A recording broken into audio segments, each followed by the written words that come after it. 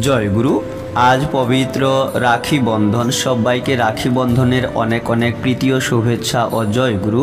আজ ইষ্ট প্রসঙ্গে জেনে নেব শ্রী শ্রী ঠাকুর রাখি পূর্ণিমা এবং রাখি বন্ধন সম্বন্ধে কি বলেছেন। এই অমৃতময় তথ্যগুলি জেনে নেব। ভিডিওটি লাইক করে আপনারা প্রচুর শেয়ার করবেন যাতে তথ্যগুলি সবাই জানতে পারেন। এবারে বিস্তারিত।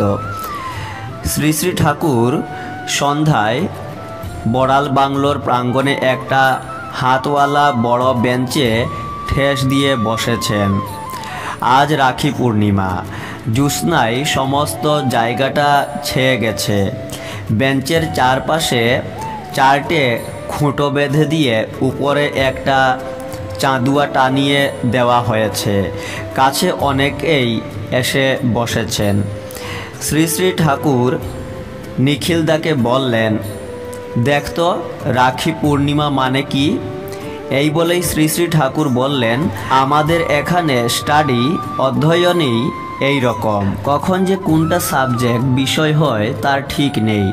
আগেও বোধহয় এই রকম শিক্ষার ধারা ছিল। নিখিলদা জ্ঞান দাসের অভিধান নিয়ে আসলেন।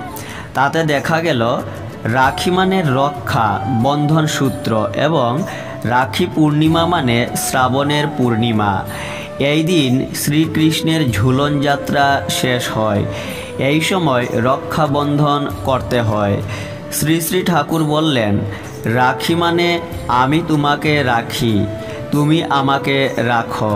রাখি বন্ধন সংহতির একটা পবিত্র আনুষ্ঠানিক রূপ। আলোচনা প্রসঙ্গে একবিংশ খণ্ড হইতে তথ্যগুলি সংগৃহীত। জয় গুরু।